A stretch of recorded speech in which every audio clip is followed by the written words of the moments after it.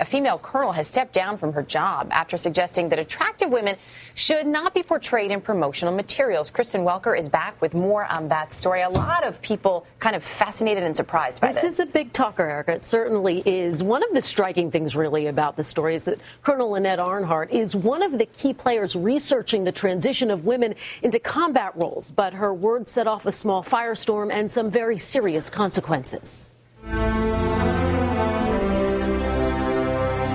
The Army is looking for a few good men and women, but it's the debate over how good-looking the women should be in these promotional materials that led Colonel Lynette Arnhart to step down from her job on Friday.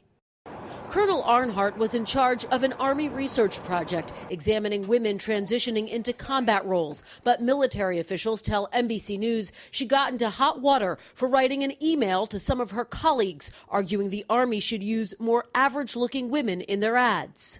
According to Politico, her email also stated, in general, ugly women are perceived as competent, while pretty women are perceived as having used their looks to get ahead. Such photos undermine the rest of the message and may even make people ask if breaking a nail is considered hazardous duty.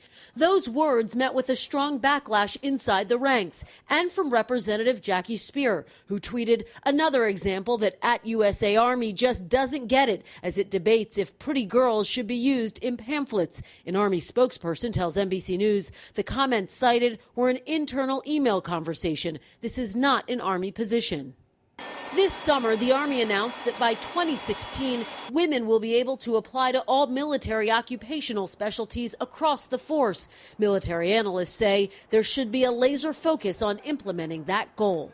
The fact is that women have been in combat for a long time, and the issue of whether or not women in advertisement, whether or not they're pretty, detracts everybody from the real issue at hand. How do you operationalize having women in combat units? And an Army public affairs officer who received that email was suspended after forwarding it. NBC News did try to contact Colonel Arnhart and her public affairs officer, but we didn't hear back from either of them. And of course, thousands of positions are going to be open to women in combat. So there's a lot to debate moving forward. But you heard Colonel Jack Jacobs say this shouldn't be one of the issues. Right. We should be looking more at the operational part. All right, Kristen, thanks. Thank you.